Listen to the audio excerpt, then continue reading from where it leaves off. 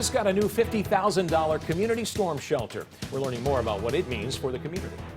Thanks for joining us tonight. I'm Dan Schaefer. And I'm Megan Reyna in for Naja Sherman. Way 31's Brecken Terry was in Colbert County as that storm shelter was brought in.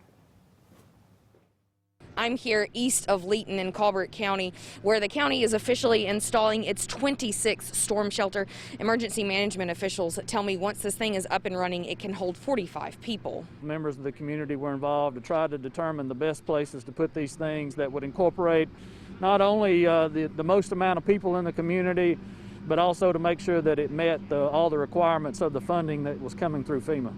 Colbert County EMA Director Michael David Smith said his agency got the grant money to install the shelter, and the only cost will be the ongoing maintenance. He says that's a small price to pay for safety in tornado season. You know, having these shelters in place that are, owned or operated by the county does give us the ability to know for sure that we will have shelters available for the people, and we don't have to depend on somebody else in order to get a shelter open. Smith said the county has 4 large community storm shelters that can hold hundreds of people, and 22 of these smaller shelters that can hold dozens. He says while it's hard to calculate exactly how many people use the shelters, they know it's a lot, and it's a big reason why they needed to add a new one. And there are many, many times that we get calls that it's overflowing and people standing outside because there's so many people using the shelters, and so we feel like it's just nothing but a blessing for the community.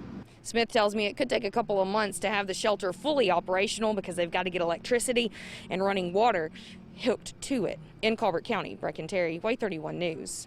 Thank you, Brecken. Before anyone can use the shelter, the state will come out and inspect it to make sure it's up to state codes and meets all accessibility guidelines.